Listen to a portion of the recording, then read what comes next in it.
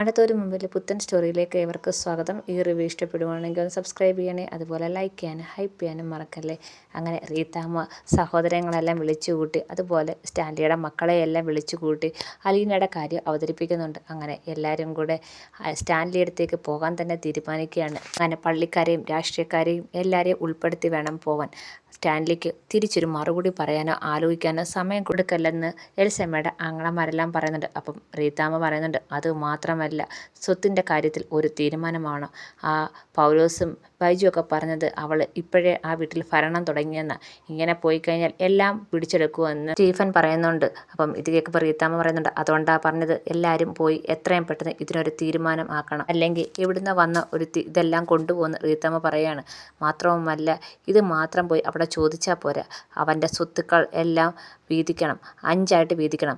എൽസമ്മയ്ക്കും മക്കൾക്കുമായിട്ട് 4 വീതം അവർക്ക് കൊടുക്കണം, അവരുടെ പേരിൽ തീരെഴുതി വെക്കണമെന്നൊക്കെ റീത്താമ്മ പറയുകയാണ്. സ്വത്തുക്കൾ എല്ലാം അവൻ്റെ പേരിലാണെങ്കിൽ അവന് ഇഷ്ടമുള്ളവർക്കൊക്കെ എഴുതി കൊടുക്കാം. മാത്രമല്ല, ഇനി ഏതൊക്കെ ഭാര്യമാരും ഏതൊക്കെ മക്കളുമാരും വരാൻ കിടപ്പുണ്ടെന്ന് അറിഞ്ഞൂടാലോ. ഇതൊക്കെ കേട്ടുകൊണ്ട് ടെസ് അവിടെ നിൽപ്പുണ്ട്. അപ്പം എൽസമ്മയുടെ സഹോദരൻ ഒരാൾ പറയുന്നുണ്ട്, നിൻ്റെ പപ്പയുടെയും മമ്മിയുടെയും കാര്യമാണ് ഈ പറയുന്നത്, നിനക്ക് എന്തെങ്കിലും അഭിപ്രായം ഉണ്ടോ എന്ന് ചോദിക്കുകയാണ്. ഇത് കേൾക്കുമ്പം റീത്താമ്മ പറയാണ്, അവൾക്ക് പ്രത്യേകിച്ച് ഒരു അഭിപ്രായമില്ല, ഞാൻ പറയുന്നതാണ് എൽസമ്മയ്ക്കും മക്കൾക്ക് പറയാനുള്ളത്. ഇത് കേൾക്കുമ്പോൾ തന്നെ സ്റ്റീഫൻ ചോദിക്കുന്നുണ്ട്, നമ്മളിതെല്ലാം ആലോചിച്ച് തീരുമാനിച്ച് അങ്ങോട്ട് പോകുന്നു, പക്ഷേ അയാൾ ഇതൊന്നും കേൾക്കാൻ തയ്യാറായില്ലെങ്കിൽ, ഇതുപോലെ സ്വത്ത് വീതിക്കാനൊന്നും തയ്യാറായെങ്കിൽ നമ്മൾ എന്ത് ചെയ്യുന്നു വയ്ക്കുകയാണ്. ഇത് കേൾക്കുമ്പോൾ റീത്തമ്മ പറയാണ്, ഈ 3 മക്കളെയും എൽസമ്മയും അയാളുടെ ബംഗ്ലാവിൻ്റെ മുന്നിൽ സമരം വെപ്പിക്കണം, അയാളെ ഇതിന് വഴക്കിയെടുത്തേ പറ്റത്തുള്ളൂ. അങ്ങനെ കണ്ടോളുമാരൊന്നും അങ്ങനെ സ്വത്ത് കൊണ്ടുപോകാൻ സമ്മതിക്കില്ല, എൻ്റെ സഹോദരിയും മക്കളും അനുഭവിക്കേണ്ട സ്വത്ത് അവർ തന്നെ അനുഭവിക്കണം എന്ന് റീത്താമ്മ പറയുകയാണ്. അങ്ങനെ റീത്താമ്മ എല്ലാവരെയും കൂടെ വിളിച്ചു കൂട്ടി സ്റ്റാൻലിയുടെ വീട്ടിലേക്ക് പോകാൻ തയ്യാറാവുകയാണ്. പക്ഷേ ഈ കാര്യങ്ങളൊന്നും എൽസമ്മ അറിഞ്ഞില്ല. എൽസമ്മ ധ്യാനത്തിന് പോയിക്കുകയാണ്. എൽസമ്മ ധ്യാനം കഴിഞ്ഞ് വരുമ്പം പറയാമെന്നാണ് റീത്തമ്മ പറയുന്നത്. അങ്ങനെ എല്ലാവരും കൂടെ സ്റ്റാൻലിയുടെ വീട്ടിലേക്ക് പോകാനും അതുപോലെ അലീനയെ അവിടുന്ന് അടിച്ചിറക്കാനും തീരുമാനിക്കുകയാണ്. എത്രയും പെട്ടെന്ന് തന്നെ അങ്ങോട്ട് പോകണമെന്ന് അവരെല്ലാവരും കൂടെ തീരുമാനിക്കുകയാണ്. അങ്ങനെ കുളത്തൂപ്പുഴയിലാണെങ്കിൽ അലീന ഇങ്ങനെ വിഷമിച്ചിരിക്കുകയാണ്. അങ്ങോട്ട് മുറിയിലേക്ക് സ്റ്റാൻലി ചെല്ലുകയാണ്. അപ്പം സ്റ്റാൻലി ചെല്ലുമ്പോൾ അന്വേഷിക്കുന്നുണ്ട്, മോൾ എന്താ വിഷമിച്ചിരിക്കുന്നതെന്നൊക്കെ ചോദിക്കുന്നുണ്ട്. പപ്പ, ഞാനിവിടെ നിൽക്കുന്നത് കൊണ്ട് ആർക്കും ഒരു പ്രയോജനമില്ല, ഞാൻ ഇവിടെ നിൽക്കുന്നതുകൊണ്ട് പപ്പയ്ക്കാണ് ഏറ്റവും കൂടുതൽ പ്രശ്നം.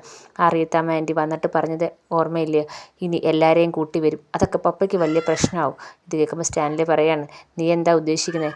ഞാൻ ഇവിടുന്ന് പോട്ടെ പപ്പ, ഞാനിവിടെ നിന്ന് പപ്പയ്ക്കും കൂടെ ബുദ്ധിമുട്ടുണ്ടാക്കുന്നത് എന്തിനാ, പപ്പയുടെ കുടുംബം ഇല്ലാതാവത്തില്ലേ എന്ന് ചോദിക്കുകയാണ്. ഇത് കേൾക്കുമ്പോൾ സ്റ്റാൻലി പറയാണ്, എൻ്റെ കുടുംബം എന്നേ ആ റീത്താമ്മ ഇല്ലാതാക്കി, ഇവിടെ ഈ കാര്യങ്ങളൊക്കെ ചോദിച്ച് ആരാ വരാൻ ധൈര്യപ്പെടുന്നതെന്ന് എനിക്കൊന്ന് കാണണം. അപ്പം അലീന പറയുന്നുണ്ട്, പപ്പ, ഞാൻ ഇവിടുന്ന് പോയി കഴിഞ്ഞാൽ പ്രശ്നങ്ങളെല്ലാം തീരും, ഞാനിവിടെ ഉള്ളതാണ് എല്ലാവർക്കും പ്രശ്നം, ഞാൻ കാരണം പപ്പയ്ക്കൊരു കുഴപ്പം ഉണ്ടാവില്ലെന്ന് പറയണം. ഇത് കേൾക്കുമ്പോൾ സ്റ്റാൻലി ചോദിക്കുന്നുണ്ട്, നീ എന്നെ ഇവിടെ ഒറ്റയ്ക്കാക്കി പോകാനാണോ ഉദ്ദേശിക്കുന്നത്? ഈ കാര്യങ്ങളൊക്കെ ഉണ്ടാവുമെന്ന് എനിക്ക് നേരത്തെ അറിയാമായിരുന്നു, ഇതൊക്കെ ഫേസ് ചെയ്യാൻ ഞാൻ തയ്യാറാണ്, നീ എൻ്റെ കൂടെ നിൽക്കത്തില്ലെന്ന് ചോദിക്കണം. ഇത് കേൾക്കുമ്പോൾ അലീന നല്ല വിഷമത്തോടെ സ്റ്റാൻലിയെ നോക്കുന്നുണ്ട്. അതോ എന്നെ തോൽപ്പിക്കാനാണോ നിൻ്റെ ഉദ്ദേശം എന്ന് സ്റ്റാൻലി ചോദിക്കുന്നുണ്ട്. അങ്ങനെ പപ്പ എങ്ങും തോക്കണമെന്നോ അല്ലെങ്കിൽ പപ്പയെ വിഷമിപ്പിക്കണമെന്നോ എനിക്കൊരു ചിന്തയില്ല, ഞാൻ കാരണം പപ്പയ്ക്കൊരു വിഷമം ഉണ്ടാവല്ലേ എന്ന് പറയാണ്. ഇത് കേൾക്കുമ്പോൾ സ്റ്റാൻലി പറയാണ്, അങ്ങനെയാണെങ്കിൽ നീ എനിക്കൊരു ഉറപ്പ് തരണം, നീ എൻ്റെ കൂടെ തന്നെ കാണും, ഞാൻ എന്ത് ചെയ്താലും എൻ്റെ കൂടെ തന്നെ കാണും, എനിക്ക് എല്ലാവിധ സപ്പോർട്ടും തന്ന് നീ എൻ്റെ കൂടെ കാണുമെന്ന് എനിക്ക് ഉറപ്പ് തരണമെന്ന് പറയണം. അപ്പോൾ അലീന കുറച്ച് വിഷമത്തോടെ നിൽക്കുകയാണ്.